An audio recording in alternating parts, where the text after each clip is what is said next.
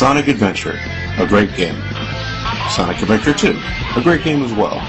Sonic Heroes, it's okay. Now we have Sonic the Hedgehog, or Sonic 06 is what most people call it. Why does this game share its name with the classic title? Couldn't they see that can cause some confusion? I mean, yeah, you could always call the first title Sonic 1, but come on, don't rehash the name, it's just plain lazy. What if a sequel to this particular game was released? Would they call it Sonic the Hedgehog 2, further adding to the confusion? This game should have at least had some sort of subtitle like Sonic the Hedgehog, The Flames of Disaster, or Sonic the Hedgehog, Let's Mosey with Mephiles. Now, as you guys may have known, I already kind of dwelled into this game in my third part of my look back at 3D Sonic games, but like I said, this game really deserves its own video, maybe two.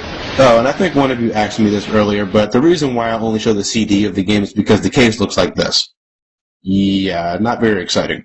This is also the last time I'm going into this game. My mental capacity can only take so much of a beating. Because I already explained the plot in a nutshell the last time I looked at this game, I'll just go straight into the gameplay mechanics. Alright, well if you played any other previous 3D Sonic game, then you'll be immediately familiar with the controls. Let's start with Sonic. First and foremost, Sonic's average speed in this game is significantly slower than previous games, and occasionally his top speed actually drops. What the hell is going on here? Move it, goddammit! Because of Sonic's slower speed, stages are constantly splattered with dash panels. I'm serious, they're everywhere. Sonic shouldn't need so many dash panels to do something he should be able to do naturally. Sonic still has the homing attack, which now has actually been given quite a significant upgrade compared to the other games. Not only can it be used to home in on enemies and item boxes, but now it can home in on grind rails and target enemies that are above Sonic. So it's kind of like Sonic can ignore gravity altogether now. The spin dash also makes a return, but it's been horribly neutered in this game. Unlike previous 3D titles, you can't perform a spin dash on the fly. Nope, you have to stand completely still and then perform it. You can't in any shape or form perform it while running. If you do, you'll do the slide kick or the slide attack when you buy it, which in itself is extremely annoying because you can't cancel the attack and you have to wait until it finishes. Come on, stop sliding! Sonic stages are pretty much everything you expect from a 3D Sonic game. But this game introduces mock speed zones. In the final part of some Sonic stages, Sonic will decide to pick up the pace and begins to run incredibly fast down a straight path. During these sections, you can only move Sonic left and right with an incredibly stiff jump to supposedly help you avoid obstacles. You can also use the light speed attack to follow trails of rings to help you along the course.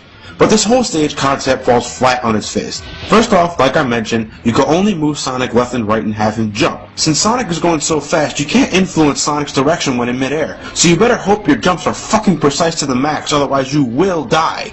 And this level really takes the cake in extreme frustration. That tornado's carrying a car! Thank you, Sonic, I can see that. Look how much shit is thrown at you! How is it possible to complete this level without getting hit? It's almost like it's part of the mission. Get to the goal ring. Oh, and get hit by a car. Fuck! Oh, God. These absolutely have to be the worst snowboarding stages in Sonic history. Not only does it control awkwardly, but the jumping can be completely unresponsive when you really need it. Shit! Come on! God! How heavy is this bitch if she causes me to sink through the sand when carrying her? Fuck. Tails also makes a return, no longer sporting a mech, and somewhat back to his Sonic Adventure roots. Somewhat. My God, Tails, you are painfully slow! Okay, let's try flying. Okay, that's pretty much the same, but whoa, why does he lose all momentum when he's become tired of flying? That doesn't make any sense! From a scientific standpoint, anyway. And shouldn't there be a meter to signify how much flight time Tails has left? Well, apparently that was supposed to be implemented into the game, but because this game is the epitome of a rush job, it never happened. Ring bombs? What kind of attack is that? What's wrong with Tails' tails? And why does it randomly switch to some random first-person mode? It's awfully distracting. Actually, I think it has something to do with how hard you press the attack button. You can hold it down to aim the ring bombs in first-person mode, but without some sort of aiming reticule, you might as well be blindfolded. Tails, I never thought I'd say this, but I'd rather play as you in your mech. Or better yet, your Sonic Adventure 1 counterpart. Anyway, Knuckles and Rouge are also back, but they too been butchered. Well, first off, their speed has also been reduced drastically. It's faster to glide than it is to run with these two. Secondly, what in God's name happened to their combat moves? I can never tell if I'm actually hitting enemies here, and the charge attack is horribly random when you're trying to hit something. And just like Tails, Rouge also sports bombs. I mean, come on! Rouge's martial arts in Sonic Adventure 2 were just fine. If it's not broke, don't fix it. Oh, and sometimes Knuckles and Rouge also like to get stuck on walls. I've heard from some people that they've been stuck for as long as 10 minutes. I mean, wow, 10 minutes? Thankfully for me, they've only remained stuck for a few seconds, but still, it's incredibly annoying. Let's get moving! Shadow. Well, his vehicles make a return, but to me, they're terribly uninteresting. The only one I found remotely appealing was the motorcycle when chasing the train, but even then, the controls felt incredibly fuck. Damn it! Shadow plays pretty much like Sonic, with more emphasis on combat. When performing the homing attack, you can continuously mash the jump button to melee the shit out of your opponents. But it really doesn't look like I'm doing anything to them. To me, it just looks like Shadow's doing mid-air dancing, and the mere sight of him doing that is what causes harm to the enemies, even this train. He also has the ability to activate his chaos mode or something like that. But you know what? I rarely used it. In fact, I used so little of it that I actually forgot I had it and didn't record any footage of it. I'm dead serious. Omega gameplay is boring.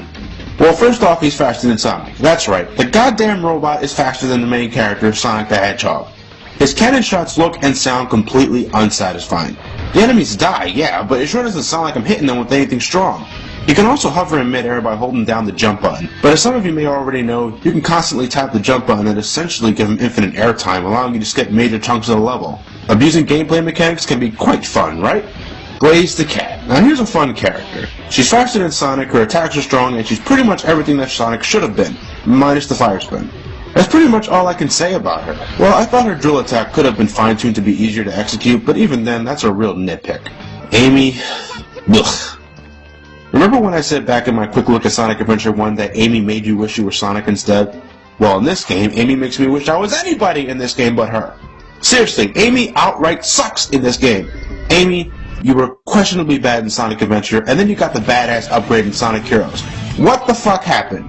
When did she get the ability to become invisible? In what way does this tie into her character? Also, her double jump is really awkward.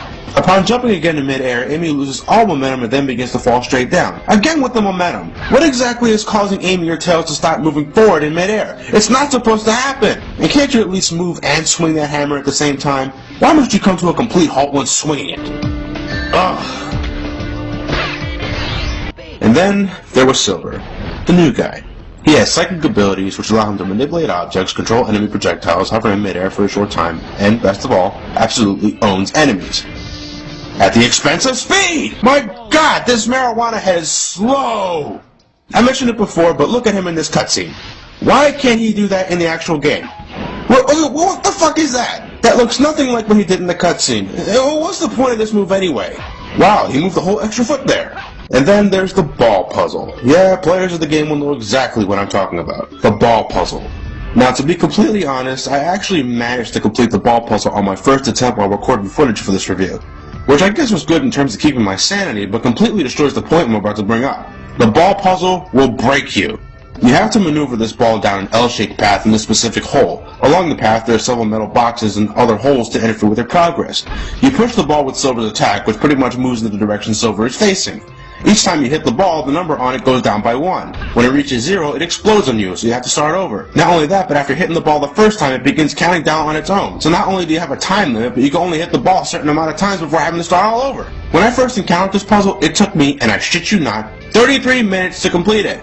33 minutes! That's an episode of The Simpsons with commercials that eventually leads into the beginning of an episode of Seinfeld. If you're playing this game for the first time, then mentally prepare yourself for the mind rape that is the ball puzzle. Unless you know the glitch that lets you face through the door completely skipping it. Me, I can never get it to work. Fuck. The controls are absolute balls. Movement is far too precise, and because of that, I found myself running into a lot of things when moving at a high speed. It's so frustrating when a dash panel seems to be hurling across the stage only for me to simply shift to the right or left and collide with the wall, bringing me to an instant halt. The collision detection is also a piece of shit. What the fuck just happened there? I was supposed to go through that window! Through it!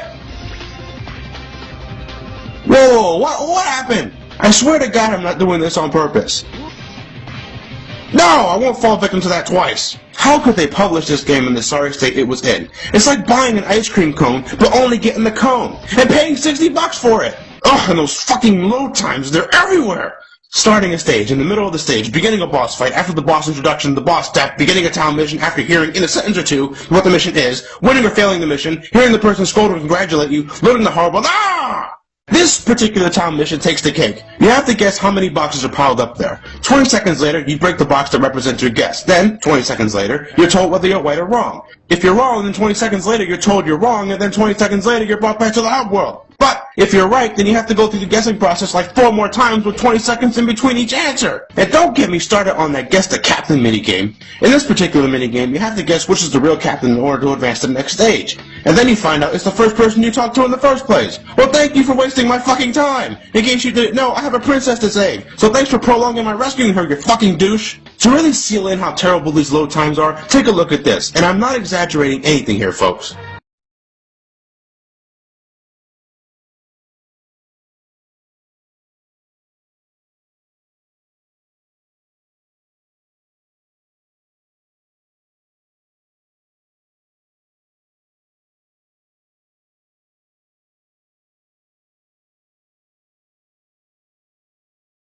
What went wrong? Installing the game on the 360 reduces the load times by about 5 to 6 seconds, so if you're willing to sacrifice 6 gigs of your precious memory for making the pain only slightly ease away, then be my guest. Hub Worlds! This game is the reason I hate Hub Worlds so much. They're too fucking big and severely lifeless. Look at this. Was this really necessary? There's no need for all this space, and it's worse when you're silver because you're too fucking slow. And it's so easy to get lost in them because everything looks the fucking same. Holy shit, I haven't been this angry since Sonic Genesis. Camera? Camera? Tree? Get the fuck out of the way. There. Who the fuck is this dude? In terms of glitches, well, to be honest, I never really came across any besides the wall glitch. Many times I found people complaining about glitches only because they were looking for them. And to me, well, don't blame the game if you're trying to glitch something on purpose. I don't consider this a glitch, I just think that's horrible collision detection. If they're the same thing, then I'll shut up. What is the deal with some of these achievements? Blue Phantom, Supersonic obtained the all moves? Unlock the complete ending to the last hidden story? What the hell's going on here? Well, apparently this one means I have to S-rank the last mission, but I don't think it actually changes anything in the ending. In fact, I think it's bullshit. These are horribly English. Clear unlocked Sonic difficult level mission? My god, how English can you get? Yeah, not much to say about boss fights. They're pretty generic and they're kind of boring. But I'm pretty sure many of you remember your first encounter with Silver. Look, I'm gonna show you not what to do when fighting him. It's no use! Take this! It's no use! It's no use! It's no use! It's no use! It's no use! It's no use! It's no God! use! There's also these upgrades that Sonic can later purchase when he has enough rings. I'm gonna tell you this right now, some of these are a nice addition, but at the same time, they're also incredibly game-altering. Look at this, I'm flying! I'm skipping the entire level just by flying! Apparently that bar in the lower right corner of the screen was supposed to limit Sonic's use of these gems, but it was never implemented, and because of that, you can use these regular gems as much as you want. Alright, so we played a 360 version, so that only leaves one particular question.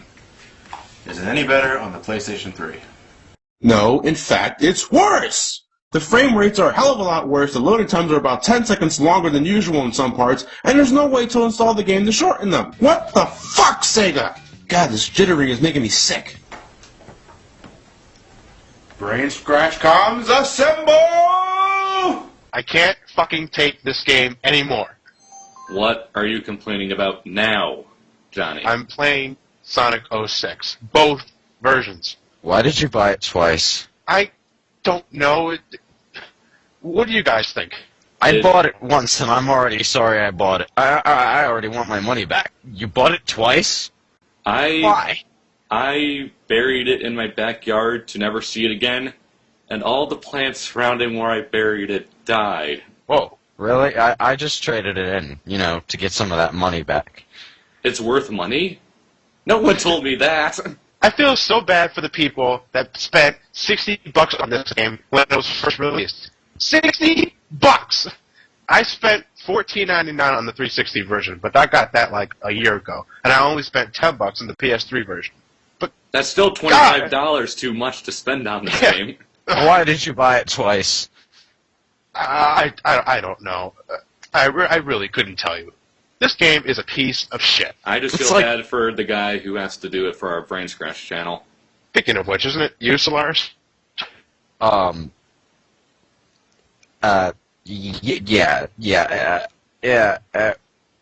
If you'll excuse me, I'm just gonna go kill myself now. So apparently we have an opening now. Great job, Johnny. Overall, I really couldn't tell you what else to say about this game. Definitely one of the worst Sonic games I've ever played. But do I consider it the worst? No. If you essentially take away all the load times and maybe fine-tune a bit of the collision detection there, this game wouldn't be that bad. I mean, in its core, it's a Sonic adventure game. I mean, yeah, it's nowhere near as good as those titles, but essentially that's what it is. If you're willing to look past all of those problems that I mentioned, then, you know what, go for it. I can't stop you. Everybody has their own opinion, and this is strictly mine. So if you don't agree with me, then that's okay. But I'd recommend you stay far, far away from this game. The only two things I like about this game is the CGI graphics like the one I'm showing you now, and the music. It's really, really good. I'll give it a 4.5 out of 10. That about ends the month of Sonic. I'm John of the Super Gamer Brothers. You guys have a good night. And thanks.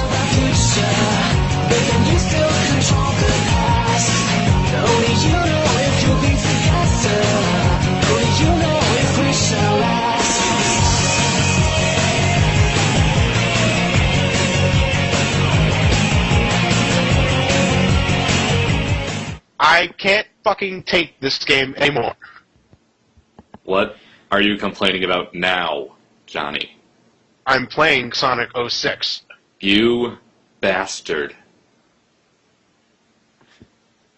What the fuck was that supposed to be?